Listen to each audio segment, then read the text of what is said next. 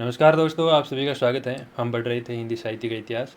हिंदी साहित्य के इतिहास में हम आदिकाल पढ़ रहे हैं और आदिकाल में हम आज पढ़ेंगे गद्य साहित्य के बारे में। तो आइए देखते हैं।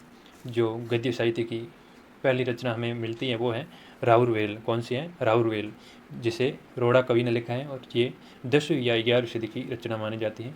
और डॉक्टर बच्चन सिंह हैं, उन्होंने राउर से अर्थ लिया है राजा का, और वेल का अर्थ बताया है विलास, यानी कि राजा का विलास। डॉक्टर बच्चन सिंह कहते हैं राउरवेल का अर्थ है राजा का विलास, और नागेंद्र कहते हैं कि ये राउर नाम की एक नायिका थी। और ये रचना है जो संयोग सरनारस की रचना है, और ये जो चंपू काव्य में लिखी गई है। काव्य का रूप कैसा है? चंपू काव्य।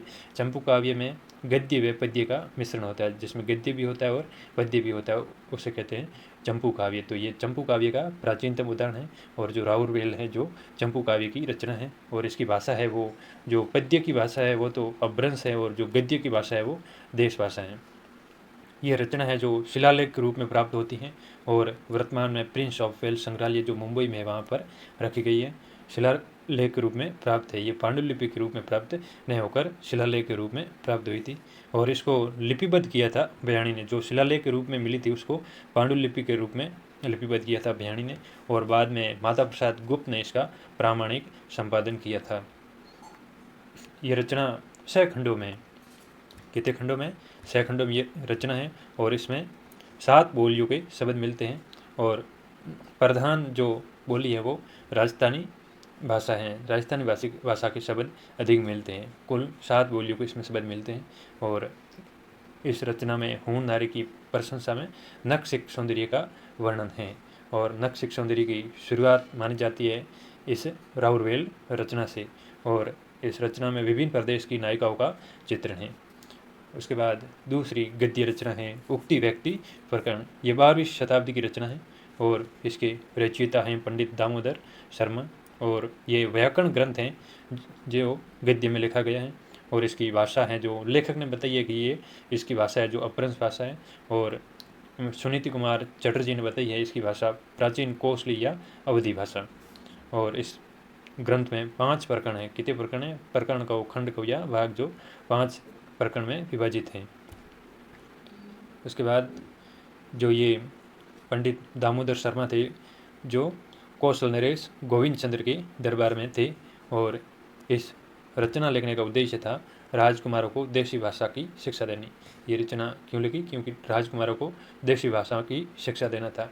और इसका एक उदाहरण है वेद पढ़ब स्मृति अभ्यास पुराण देखब धर्म करब। ये इस रचना की उक्ति है। और उसके बाद में अगली रचना है वर्ण रत्नाकर, जिसके रचनाकार हैं ज्योतिश्वर ठाकुर। ये 14वीं शताब्दी की रचना है, और 1325 ईस्वी माना जाता है, और हजारी प्रसाद भी कहते हैं कि ये 14वीं सदी की रचना है। और ये गद्य ग्रंथ है, और ये एक शब्दकोश ग्रंथ है, और ये 8 कलोलों में विभाजित हैं, और इसे मैथिली भाषा में लिखा गया है, और ये मैथिली का विश्वकोश कहलाता है। और इस ग्रंथ में 84 सिद्धों के नाम मिलते हैं, और पहली बार अवर शब्द का प्रयोग वर्ण रत्नाकर में हुआ। किसमें हुआ? वर्ण रत्नाकर में। और उसके बाद है कि हिंदू दरबार में भारतीय जीवन पद्धति का इस ग्रंथ में यथार्थ चित्रण है। वर्ण रत्नाकर में हिंदू दरबार और भारतीय जीवन पद्धति का यथार्थ चित्रण है। और शुक्ल कहते हैं कि अपभ्रंश शब्द का प्रथम उल्लेख धार के शिलालेख में मिलता है।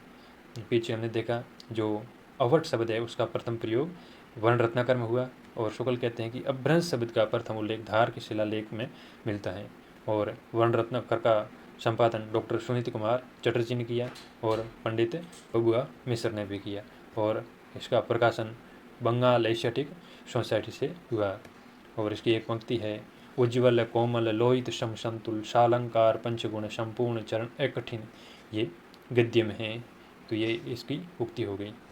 तो आज हमारा गद्य साहित्य कंप्लीट हो गया, और इसके बाद में कुछ जो टॉपिक आदिकाल में हमारे बचे हुए हैं उनको हम देखेंगे। धन्यवाद।